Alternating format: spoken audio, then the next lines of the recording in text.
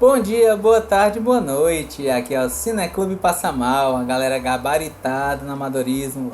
Agradecer a presença aí do ilustre senhor Diego Boto. Informar a todos que nos acompanham. Acompanhe nossas redes sociais, o Instagram, o YouTube. Inscreva-se no canal, ative o sininho, comenta, curta, compartilhe. Acompanhe nossos podcasts, Spotify, Amazon Music, Google Podcast. Informar que o vídeo a ser analisado contém spoilers, então se você não gosta de spoilers, evite. Se você não liga, fique à vontade para assistir. E, diante desse garboso vídeo, dizer que o vídeo a ser analisado é Triângulo da Tristeza, um filme de 2022, né? E, Diego, você poderia salutar e falar para nós qual é a sinopse deste filme? Me pagando me pagando eu faço, viu? Me pagando eu faço quase de graça, né? Como todos aqueles trabalhadores naquele barco, né? Mas vamos lá. A sinopse de Triângulo da Tristeza, né? Ou Tristeza, né? Triangle of Sadness. A sinopse do nosso pai, né? O Google, nos fala assim: um cruzeiro para os super ricos afunda, deixando sobreviventes, incluindo um casal de celebridades presos em uma ilha. E essa sinopse que na verdade é quase o final do filme, né? A transição, né? Basicamente do meio pro final, né? Depois de ser achado aí nos sobreviventes, né? Desse naufrágio, né? Que riquezas você vai contar sobre Triângulo da Tristeza para nós, da sua análise com spoilers? A minha análise é a respeito de Triângulo da Tristeza, certo? Eu acho que ele é um filme, ele é um dos 10 filmes indicados, né? Na lista de indicações a melhor filme, né? Ele tem 3 indicações ao Oscar: melhor filme, melhor roteiro original e melhor diretor, certo? O filme do diretor Ruben Östlund, eu acho. Östlund. É um O com um trema, não sei falar bem o sobrenome dele, enfim. Ele é um filme de 2 horas e 27 minutos, certo? E o que acontece nessa questão do Triângulo da Tristeza? Qual o significado dele? Qual o paralelismo que a gente pode fazer a respeito do filme, né? Ele pode ser visto em múltiplas camadas, né? O filme ele é dividido em 3 partes. Certo? A primeira parte a gente pode abordar a respeito de como era a vida luxuosa de um casal de modelos. A segunda parte é a parte no qual é mostrado o navio, né, o cruzeiro, no qual você vê as pessoas ricas, né, e as pessoas, os funcionários de classe alta, né, também tem o capitão, e os funcionários de classe mais baixa. Você vê que sempre os ricos e os funcionários de classe alta estão sempre sorrindo, felizes, né? Enquanto que os funcionários da classe mais baixa estão tristes. E a terceira parte do filme é a abordagem a respeito do naufrágio do navio, de como as pessoas, né, os ricos, vão tentar sobreviver àquele ambiente esquisito, né? Aquela ilha que era aparentemente deserta, e plot twist do filme, no final era um resort. Eles estavam do outro lado da ilha e não sabiam disso. E outro aspecto que eu acho que eu posso falar a respeito do Triângulo da Tristeza, né, é que a abordagem do qual ele é mostrado, muitas vezes, a gente pode pegar de referências de estudos mesmos, como, por exemplo, o triângulo, né, de necessidade de Maslow, certo? Que ele mostra a hierarquia de necessidades. Na base são as necessidades básicas, que são o quê? A pessoa ter alimentação, certo? Ela ter uma moradia, é o mínimo que você precisa para sobreviver. Enquanto que você vai subindo as escadas, certo? Respeito dessa hierarquia de necessidades, e o topo da base são as partes mais supérfluas. E eu acredito que o filme ele mostra exatamente nesses 3 aspectos, essas 3 bases: o máximo da superficialidade, os outros aspectos que estão abaixo, né, na parte média do triângulo, e na terceira parte é a base do triângulo, porque a gente pode observar o que? Na primeira parte do filme, falando a respeito um pouco mais de atuações, né, juntamente com o roteiro, o que a gente tem? A gente tem um elenco que é formado pelo Harry Dickinson, né, que é o modelo, né, o protagonista, que é o Carl. A gente tem a Charlie Jean, que é a Yaya, né? Escrito é Yaya, mas se eu não me engano eles falam Yaya, se eu não me engano o nome dela. A gente tem o personagem do Woody Harrelson, que ele aparece praticamente na metade do filme, ele fica o quê? Uns 10, 15 minutos por aí, certo? De um filme de 2 horas e 27 minutos, certo? Que é, curiosamente, muito engraçado o personagem dele. A gente tem a Dolly DeLeon, que é a Abigail, certo? Que ela vai ser uma das peças fundamentais pela sobrevivência das pessoas que estavam no navio, né? A gente tem a Vicky Berlin, que é a chefe Steel Paula, né? Chefe Steel, ele é tipo como se fosse um paralelismo com as comissárias de bordo, que normalmente elas são para aviões, né? Seriam, entre aspas, as comissárias de bordo do navio, certo? Ela é a chefe exatamente desse local. Outros personagens que aparecem atuando, né? A gente tem o Zlatko Buric, que é o Dimitri, né? Que é um personagem assim muito engraçado, muito legal. Não conheci ele, assim, a atuação dele é muito boa, certo? A gente tem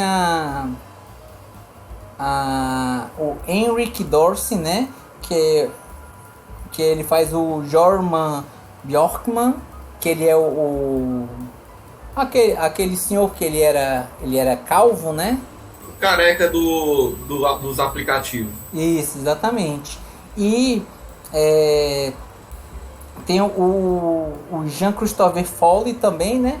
Que ele faz o papel, aquele um dos papéis que o pessoal chama ele de pirata, né? Assim que você vê, ele é um dos funcionários do navio, se eu não me engano, não é, Diego? No filme não dá, ele deixa a dúvida pra gente ficar, né, dar essa confusãozinha, né, porque ele não foi mostrado como funcionário e ao mesmo tempo ninguém sabe dizer o certo não sabe que se ele é rico, se ele é funcionário, a gente não sabe se ele é pirata ou não, né, então... Não, que ele não é rico é meio óbvio, né, ele, naquela situação ali, ele provavelmente, ou ele seria o pirata ou seria o trabalhador que ninguém vê, né? E se eu não me engano, é a Sunil Melis, né? Ela faz a Vera, se eu não me engano. A Vera era a que tinha um derrame, se eu não me engano, não foi? A que falava em alemão? Não, eu não sei se é ela ou se era a mulher do Dimitri, que era aquela...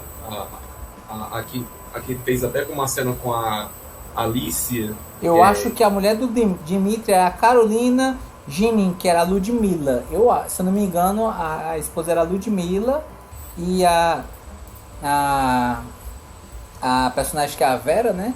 Ela sempre falava a mesma palavra, né? Porque ela só conseguia falar em alemão, ela não conseguia falar o inglês por sofrer do derrame. Então, assim, o que é mostrado nesse início do filme? A gente vê, primeira parte, o casal, né? O casal de modelos. Você vê que o cara, ele tenta, aparentemente, uma equidade, certo? Nessa situação, porque ele é modelo há um pouco mais...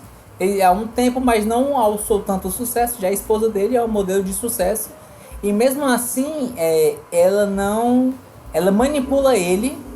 E tanto que próximo do final da primeira parte do filme, ela admite. Ela manipula tanto as pessoas que a gente não sabe se realmente ela manipula, que às vezes ela nem percebe, né? Se torna algo automático.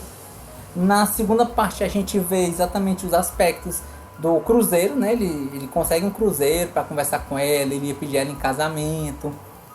E aí a gente vê essas frivolidades, né? Praticamente metade do filme a gente pode chamar de white people problems, né? Problema de gente branca, né? E aí qual é a questão? São os ricaços que estão lá querendo curtir. Existem algumas regras do navio e algumas pessoas têm que quebrar as regras do navio porque uma pessoa rica solicitou e não aceita não como resposta. E a gente vai vendo todos esses aspectos. O próprio Woody Harrelson, ele é o capitão do navio. A gente vê boa parte dele antes, só a voz dele, porque ele não quer sair do navio. A gente pode especular porque ele está bêbado.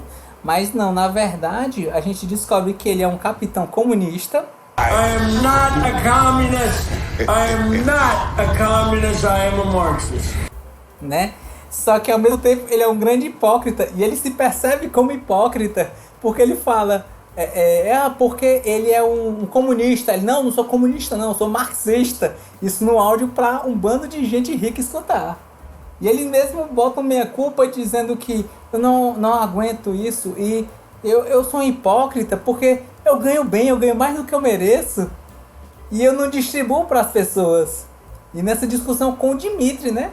Que o Dimitri, ele enxerga no cara um par, só que um par oposto, né? Duas faces de uma mesma moeda. A gente tem um capitalista russo e a gente tem um socialista americano.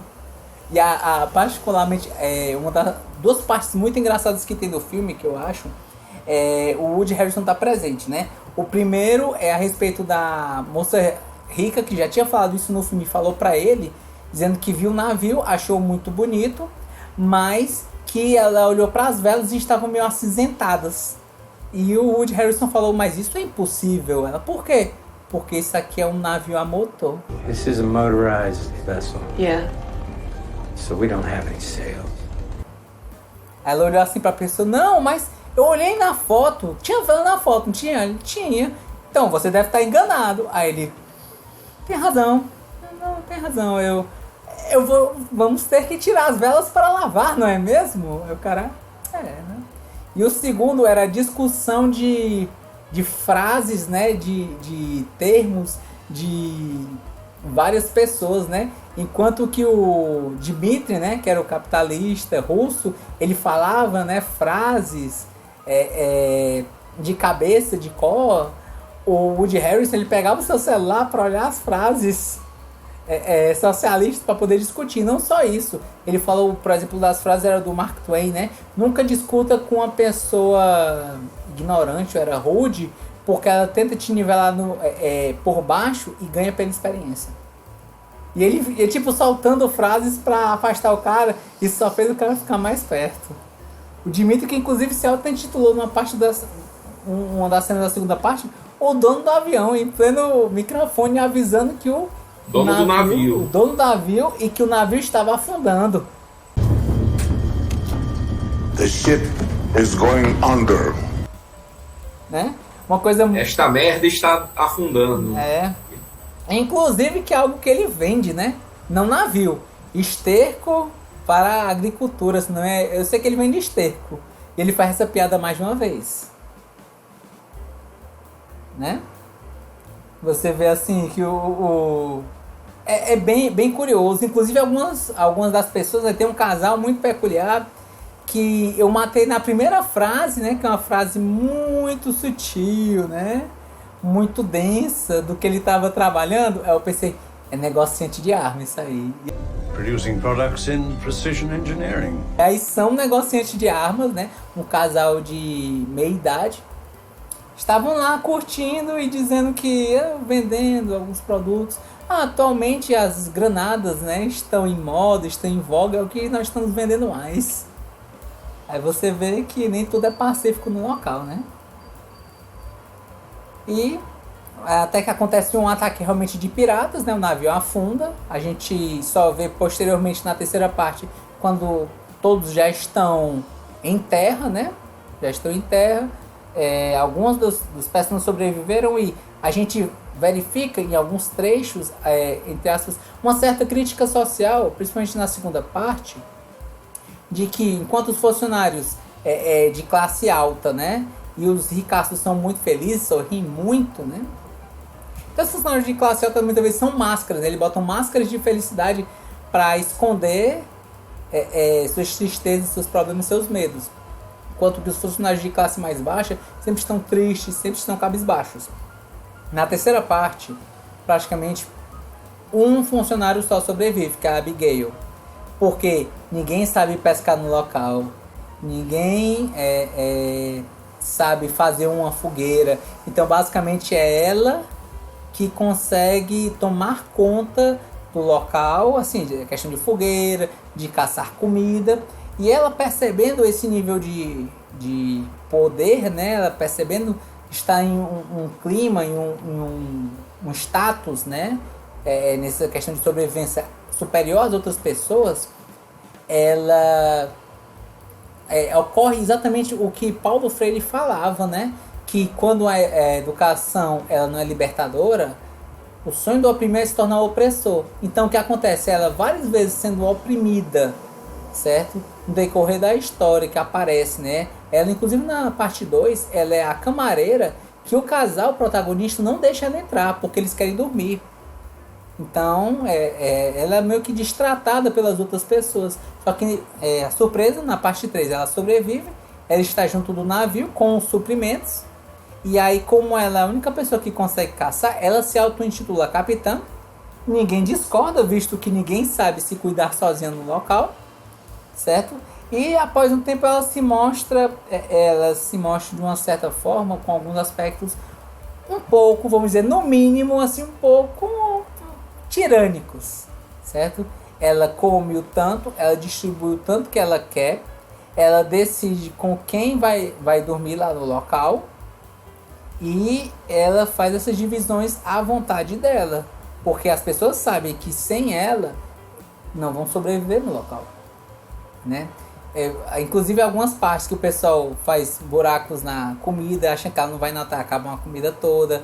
Questão da água, que é para você tomar cuidado, né? Se você não conhece o ambiente, não sabe quando vai sobreviver, você tenta estocar comida e comer pouco, moderado, estocar água moderadamente. Eles acabam cada um com uma garrafa em um dia, porque todos eles estão com sede, eles não sabem essas noções de sobrevivência, né?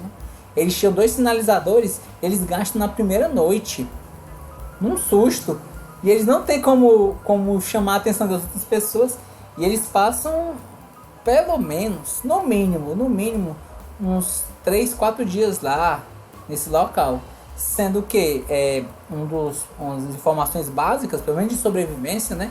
É você ter uma noção do ambiente à sua volta. Então, você procurar um lugar, se preferência, você andar um pouco em um grupo um pouco unido, verificar em um ponto alto se tem alguma margem de movimentação, de civilização, né? Algo que você possa prestar apoio. E aí eles não tomaram esse cuidado. Eles não botaram nenhum SOS na areia para avisar, né? Caso chegasse algum avião, alguma coisa que pudesse ajudá-los. Então, assim, eles estavam meio ilhados, certo? Não só do plano físico, mas no plano mental. Eles estavam, assim, numa loucura. Assim, eu entendo que um afundamento de um navio ele pode ser traumático, as pessoas se preocupam, mas mesmo assim as pessoas não tentaram ver um básico para tentar sair do local. Tanto que a Yaya, próximo do final do filme, faz isso, né? Mas é uma comédia, né, Davi? Sim, então, é uma comédia com drama. Ele é um drama e uma comédia. Existe, assim, é uma comédia muito peculiar, é um humor muito, vamos dizer assim, um aspecto que eu posso inclusive elogiar do filme, certo? O diretor, certo? Os takes que são colocados, muitas vezes são de uma pessoa que tem noção de como a moda funciona. São takes de moda, são posicionamentos. Por exemplo, no deserto, quando o casal está abraçado, né? Eles bem claros no fundo escuro. Ali é muito parecido com comerciais de perfume, por exemplo, né? Outros comerciais que aparecem, né? Os posicionamentos de como eles estão, os ângulos, né? Existe essa questão. O próprio início do filme, eles fazem piadas sobre marcas, né? De roupa. O funcionário que tirou a camisa, né? Fazendo pose, né? Sim, sim.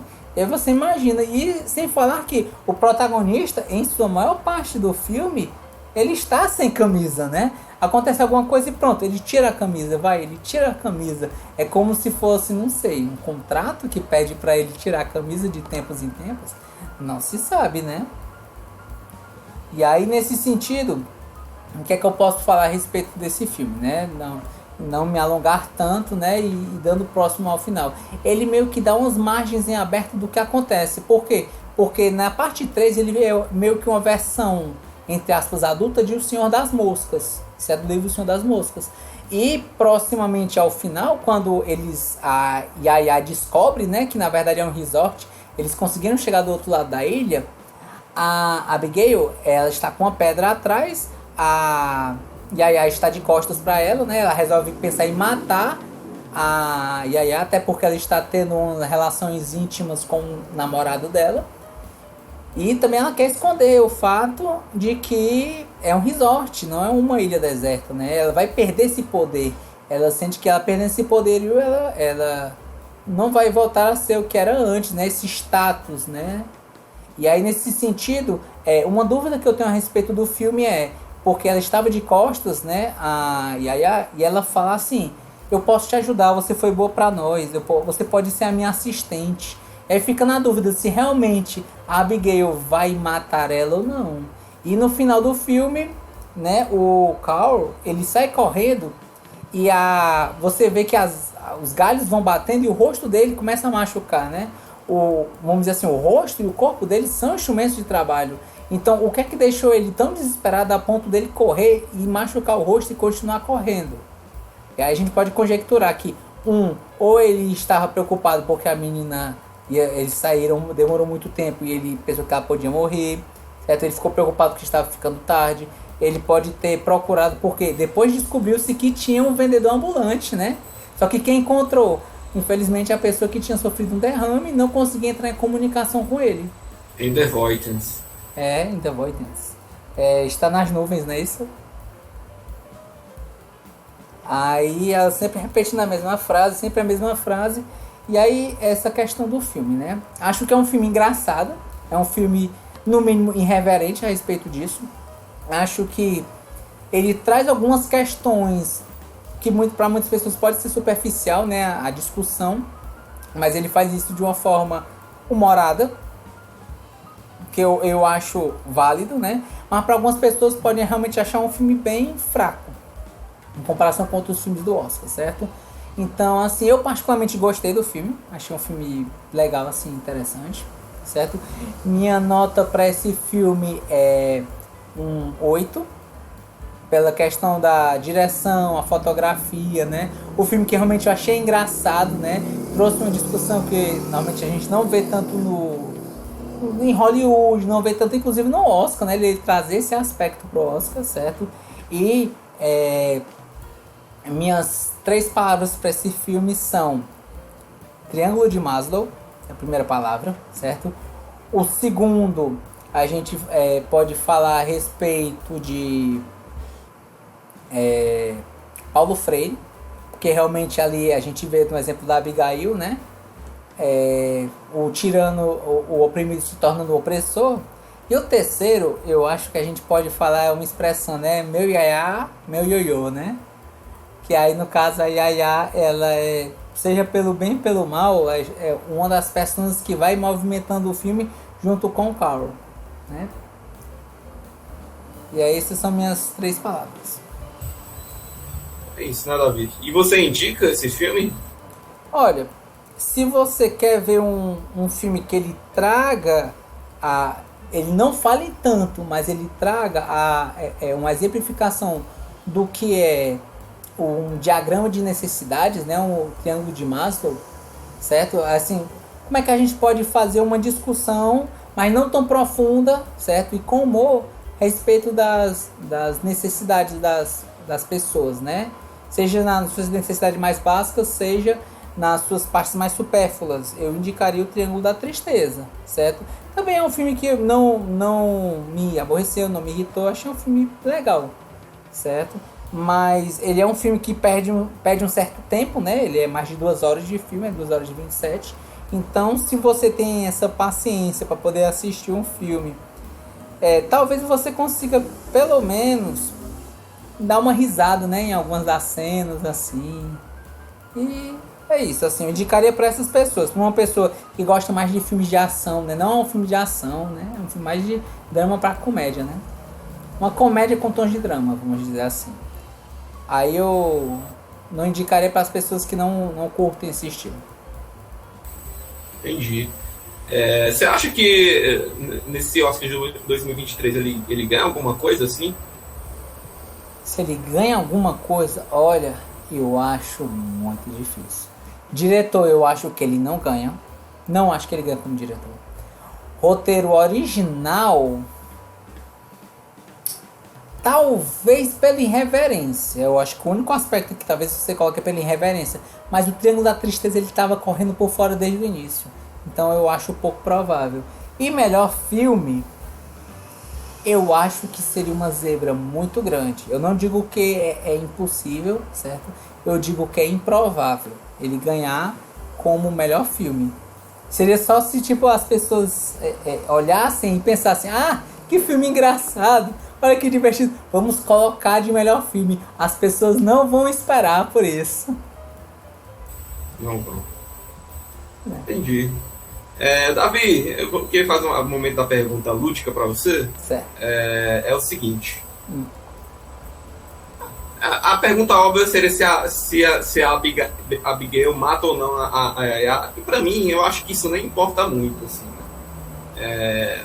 Mas o que eu acho mais interessante para discutir é a parte que realmente é boa do filme, que é a parte do navio. O jantar do capitão, né? Talvez a melhor parte do filme.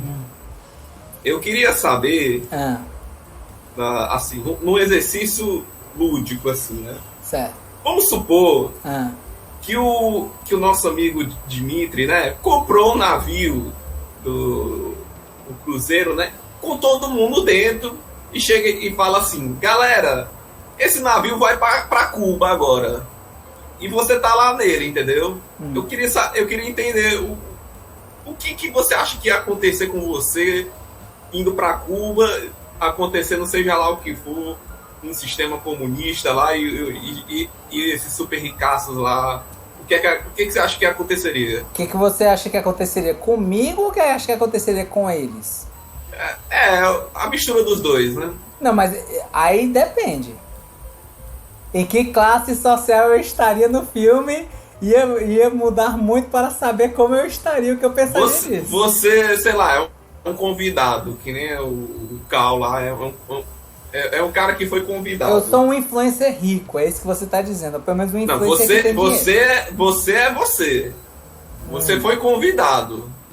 Você tem sua história, você tem tudo que você tem. A questão é você tá lá convidado, o que você acha que acontece com você? O que acontece depois disso? Eu acho que ia depender muito do que o Dimitri ia falar no rádio. Porque digamos que ele vai pra Cuba, aí o cara vai falar. Aí o Dimitri começa a xingar no rádio os cubanos. Eu acho que os cubanos não vão aceitar muito bem a chegada do navio, não. Aí nesse sentido, eu já não estaria muito feliz. Já estaria um pouco preocupado, né? Se eu fosse um ricaço, estaria mais preocupado ainda. Se eu fosse da classe operária, eu vou dizer: beleza, viagem fria aí, tá de boas. Aí, pra mim, varia muito. Depende de qual posição do triângulo da hierarquia social eu estou. Se eu estivesse na base, eu ia estar mais tranquilo. Esse é o questionamento, né? Exatamente. Então, assim, eu estaria preocupado. Eu acho que tudo dependeria do que o Dimitri ia falar quando chegasse lá. É isso que faria a pessoa você virar um visitante ou você virar um prisioneiro. Né? Aí eu acho que o grande ponto é esse. Minha resposta depende do que o Dimitri falará. Estamos dependendo das mãos do capitalista russo. Você ia confiar sua vida num super ricaço. Eu nunca disse que eu ia confiar. A questão não é se eu confio ou não. O navio é dele, ele já comprou. Eu não tenho o que fazer, não. O que eu posso fazer, se eu tivesse dinheiro e influência, é pedir um helicópterozinho, então me leva daqui, que daqui não quero. Se eu tivesse no topo da hierarquia, eu faria isso. Lembrando que no próprio filme, tem um momento que chega um helicóptero para jogar uma maleta, e o pessoal vai abrir 3 potes de Nutella. Muito imprescindível. Exatamente. Você vê o grau de necessidades que o cara tem quando o cara pega um helicóptero para jogar 3 potes de Nutella. Aí você... Não que Nutella não seja bom. Eu só acho que você levar um helicóptero para jogar para um mar, eu já acho um pouco demais, né? Um pouco de desprendimento de dinheiro. Né? Essa é a reflexão, né? Exatamente. Mas, e é isso, né? Então, mas... E você, Diego? Qual é a sua análise a respeito de Triângulo da Tristeza? O Triangle of Sadness, né? triângulozinho da tristeza social, né? Da tristeza, né? Formatação de sociedade como existe, né? O triângulo em 3 aspectos, né? A tristeza social, a tristeza física, né? E a tristeza mental, talvez. São muitos aspectos aí que nos gera tristeza, né? E não é só... E é um pouco mais externo do que... E muito mais interno do que a gente imagina, né? Então, eu assisti agora, né, 2023, né, nessa véspera de Oscar, né, desse Triângulo da Tristeza. Não estava esperando muita coisa. E assim, é um filme que demora muito com a introdução dele, né? Na verdade, eu diria que é o prelúdio, né? Que ele vai contar aquela bizarrice, né? Daquele casting de moda, né? Que a gente vai ter assim, vai ser soterrado por situações extremamente desconfortáveis, meio absurdas, até um pouco engraçadas de ironia, né? E assim, você tenta, né? Vamos ver para onde esse filme vai nos levar, né? Aí a gente vai pro núcleo da Yaya com Cal, né? Propriamente dito, né? Que a gente é apresentado pro Cal, mas não tem uma assim, não é uma elaboração, né? A gente está vendo apenas o contexto daquele evento, né? E a gente chega pro casal, né? O Cal, e aí a gente vai entender um pouco como é a relação dos dois, né? E mostrar que é um pouco tragicômico, né? É um pouco de manipulação, um pouco de ego, um pouco de absurdismo, sabe? Pega um pouquinho daquela conversa da futilidade do que é a moda, né? A futilidade que é a sátira que é a moda em si, né? Que cheio de mensagens, né? Que a moda tem que sempre inovar, sempre ser diferente, né? Mas continua sendo aquele evento, né? Que é fútil, né? Não é essencial como comida, né? Alimento, né? É algo que está mais na imaginação, no campo das ideias, que vai ser posto em prática como acessório, vestido, essas coisas, né? Uma coisa mais de aparência, beleza, né? A discussão da beleza em si, né? E aí a gente vai sendo abordado por essas questões que são de sociedade, né? Primeiro, falar sobre a sociedade de um casal, né? Um relacionamento que nada mais é que é um contrato, né? É um contrato social que eles estão ali, talvez eles nem se amem, talvez eles se amem. Então, a gente não... É muito mais complexo, né? A gente ter essas aferições, né? Só com aquela parte do filme, né? Mas você fica, né? Tá, vamos lá, o que ele quer desenvolver com esse casal, né? E aí vem para a melhor parte do filme, que é a parte do navio, né? Que a gente é apresentado justamente com essa introdução do navio, que é o helicóptero, né? Chegando do nada, trazendo uma maleta, e você pensa, o que é que vai ter nessa maleta, né? Aí chega lá, 3 potes de Nutella. Tipo, é isso, né, gente? A riqueza é fútil. A riqueza é fútil. É isso que o filme quer mostrar. A riqueza é fútil. E não para bastar se fosse só o capitalismo, né, a riqueza, ele chega e fala também que para a gente, na terceira parte do filme, né, depois do iate, do cruzeiro, que é a parte na ilha, né, e fala que as pessoas, mesmo no ambiente de necessidade, elas são fúteis também, ou são egoístas, ou são tem aspectos que mesmo numa situação de sociedade assim, de comum, né, de fazer o melhor com aquilo que todo mundo tem, ainda assim, e tem uma crítica ali que mostra que as pessoas são fúteis, ou ficam apegadas com símbolos de beleza, com símbolos e tudo mais, né? Então, eu acho excelente a crítica do filme,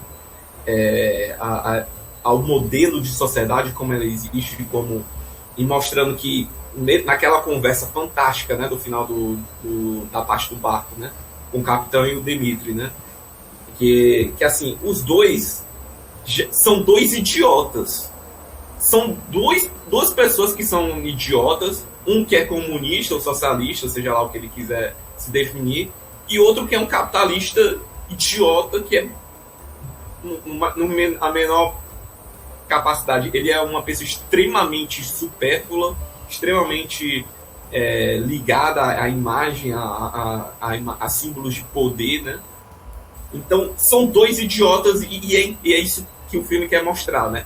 Que essa discussão é idiota.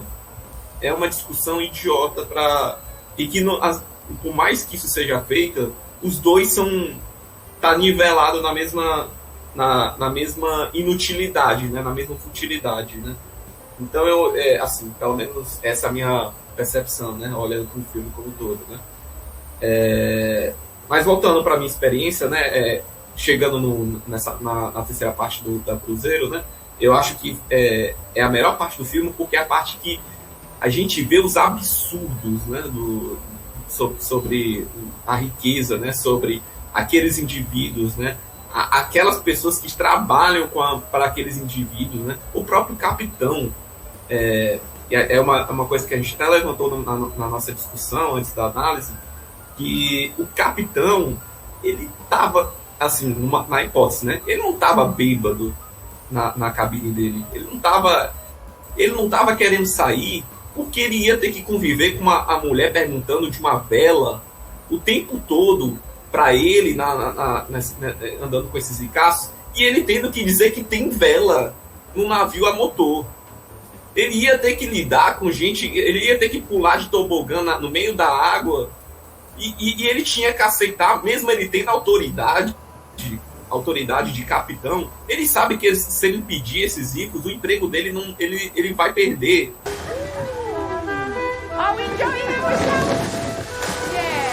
Muito rápido.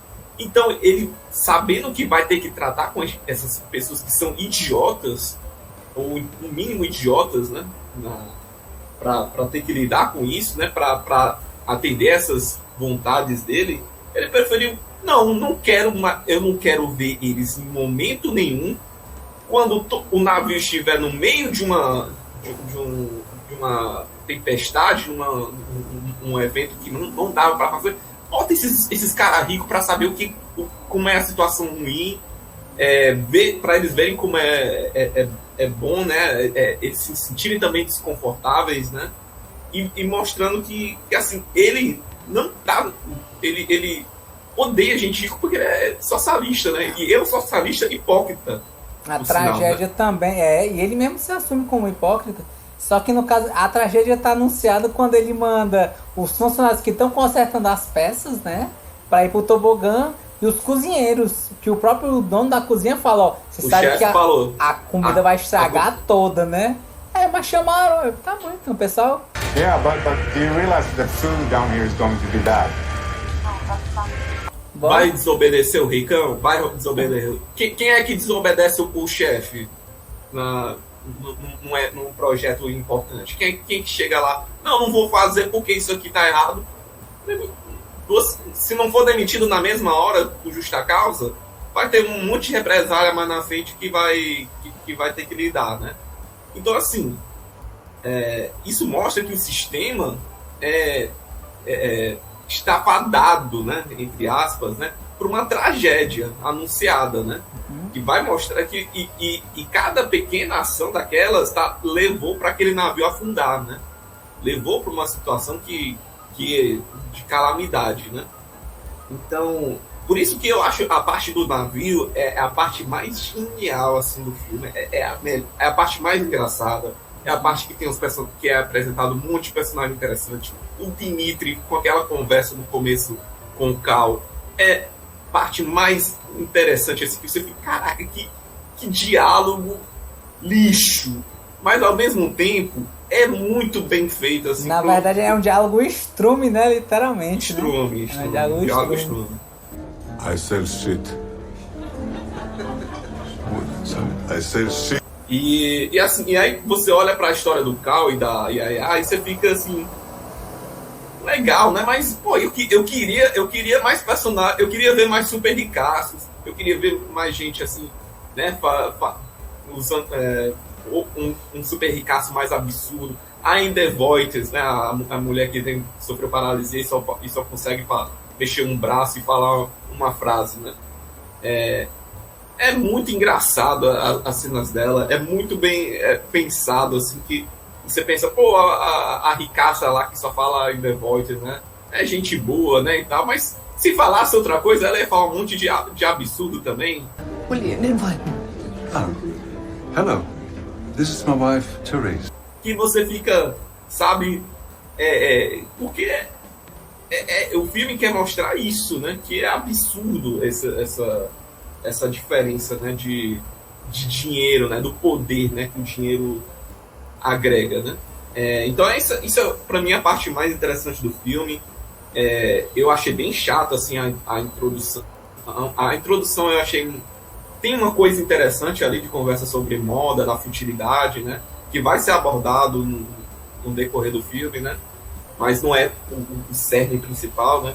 Aí tem a discussão com a Yaya e o Cal, que vai ser levado também para o final do filme, na parte da sobrevivência, sobre a questão de como são as relações, né, das pessoas, mostrando que o Cal realmente é uma pessoa que se aproveita também das relações, que ele pela beleza ou aparência que ele tem para poder chegar nos cantos que ele quer chegar, né?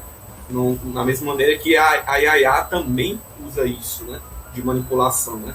Então são personagens interessantes, mas não são... não é divertido acompanhar eles, tanto quanto foi o cruzeiro no decorrer do filme, né? Com os outros personagens, né? Apesar que a gente tem ainda a continuação de alguns deles ali na ilha, né? Mas não é o cerne da questão principal ali eles não são eles não estão ali para fechar um ciclo do filme, né? Estão ali só para compor o que está acontecendo ao redor, que é o triângulo entre a Abigail, o Cal e a Yaya, né? Então, assim, eu achei bastante chato as duas primeiras partes, o prelúdio e a história do Cal e a Yaya. Mas tem seu valor de interesse, né, da discussão ser interessante.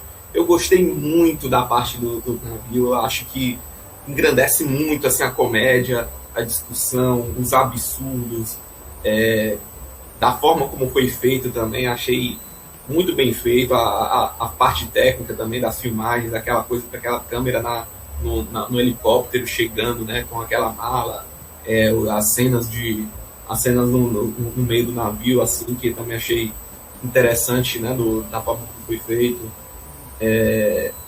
As partes também que tinha na ilha também tem umas fotografias bem legais, também bem interessantes.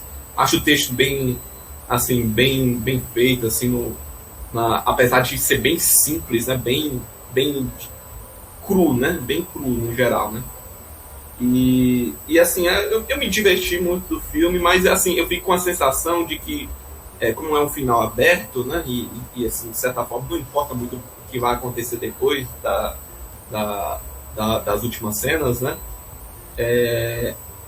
fica com a sensação de, poxa, aí, o que esse filme tem a acrescentar entre os filmes de Oscar ou filmes que, assim, para ser indicados, né.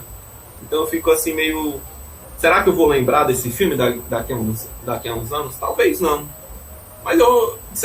Mas pelo menos eu me diverti com as cenas da conversa com o Capitão Dimitri, falando: esse navio vai para Cuba, você não é mais o capitão, o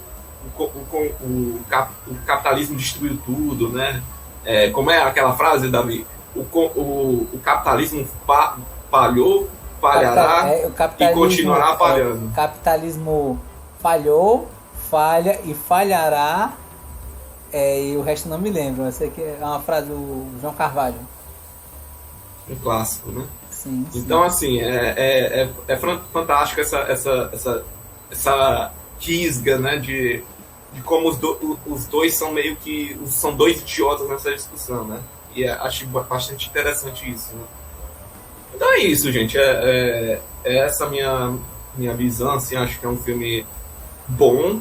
Eu daria para ele uma nota 6 para ele. Acho que ele não é um filme memorável, nem é um filme que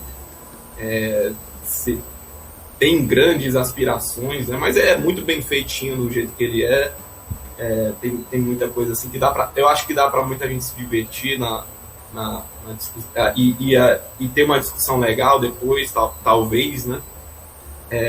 Talvez não faça tanto sucesso como muitos outros filmes por aí, como O Senhor das Moscas, né? Que é mais voltado para essa questão, né? De como seria uma sociedade começando do zero, né? Mas ali ninguém estava começando do zero, né? Todo mundo tinha uma herança ali, né? E alguns uma herança bem maior do que outros, né? E as minhas palavras eu vou dizer para esse filme que é um filme engraçado. Eu acho ele um pouco inflado de drama, assim, de um drama não muito interessante. E aquela coisa, né, que o filme com certeza tem, né? É um filme, né? É um filme rico, né? Tem muita riqueza ali. Tem mais riqueza que até 2% de 99% do resto do planeta, se duvidar. Ali, se juntasse o PIB daquela galera ali, dava pra comprar uma ilha ali muito tranquilamente, viu? Ou quiçá um país, né? Quiçá um país. Verdade. E um outro aspecto que eu lembrei também é que no Triângulo da Tristeza, também é que eles chamam nessa parte aqui da testa, né? O cara assim, cuidado com o seu Triângulo da Tristeza. Onde? Fica entre as sobrancelhas, né? Essa parte aqui. Aí, as várias analogias do que é o Triângulo da Tristeza, né? É um filme das suas múltiplas características, vamos dizer assim. E as pessoas podem acompanhar isso de várias formas, né? Pode ver enquanto um filme raso, que ele só mostra, ou você pode tentar captar outras informações que são abordadas no filme. Então você pode ver em várias categorias. É aquela coisa, né? A base sempre se ferra, né? E quem tá lá no topo do triângulo, né? Da pirâmide, tá colhendo, não, talvez tenha um outro tipo de tristeza, né? É verdade. Tristeza muito mais superficial, né? E como é bom ser superficial, né, nesse filme. E Diego, me diga uma coisa, você indicaria esse filme? Eu queria indicar, mas eu acho que ele é muito... Ele quer ser muito cutizinho, assim. Eu acho que não, eu não indicaria não. Apesar de que eu achei divertido e tudo mais, eu fico, se quiser assistir, assiste. Eu não indicaria assim, assiste aí pra... veja como é interessante essa discussão, porque é uma discussão meio batida pra gente, assim, né? Mas talvez pra quem é jovem, né? Talvez seja interessante ver, não sei. Mas aí eu não acho nem que esse filme aí eu indicaria assim um futuro próximo, ou até mesmo lembraria dele por muito tempo, mas foi uma boa experiência. Então, assim, Diego, trazendo para você a pergunta que você fez para mim, certo? Digamos que você está dentro do navio e você é um influencer. Você sendo você foi convidado para um navio, né? E o Dimitri diz: eu vou comprar esse navio, ele vai para Cuba. Como é que você se sentiria nessa situação, assim, você indo para Cuba? A primeira coisa que eu falaria é assim: galera, quem tá comigo, vamos pular no salva-vida aqui, que quem vai para Cuba aqui são esses otários aqui, que eu prefiro ser fugitivo no meio do alto mar do que ser fugitivo em Cuba. Não, mas você na sua classe, só que você ia falar isso, tava de boa, assim? Você tá ligado que um monte de rico chega em Cuba. O que você acha que vai acontecer com essa galera? Mas você sendo você ia ser enquadrado enquanto um dos ricos? Meu chapa, você sabe que em situações assim diplomáticas, tá todo mundo farinha do mesmo saco, né? Pior que eu não sei, não. Mas Você eu sabe posso que conjecturar. Talvez. a minha conjectura é a seguinte: todo mundo ali é farinha do mesmo saco, e aí é o momento que, opa, não dá pra mim não, vamos pular do barco fora. É a única maneira de você se salvar sem depender de gente idiota, né? Né, como eu disse pra você, no meu caso em específico, a minha preocupação seria só do que o Dimitri ia falar. De resto, ia ver, né? Ia desembarcar, ia tentar ver uma forma de voltar pro meu país. Essa confiança no rico eu não tô confiando no rico, não. Tô confiando no meu caso, meu status social em comparação com ele. Eu prefiro confiar na minha sobrevivência em alto mar, num barco à deriva, do que chegar na situação de depender. Pior que pra mim ia ser mais complicado, porque pra você, num barco alto, mar à deriva, você acha que ia estar tranquilo? Olha, estaria muito mais tranquilo que em Cuba, viu? Não sei. Mas enfim, né? É isso, né? Cada lugar é lugar. Vamos encerrando, né, nossa análise. A nível de informação, a nota final desse filme ficou nota 7. Agradecer a presença do Diego.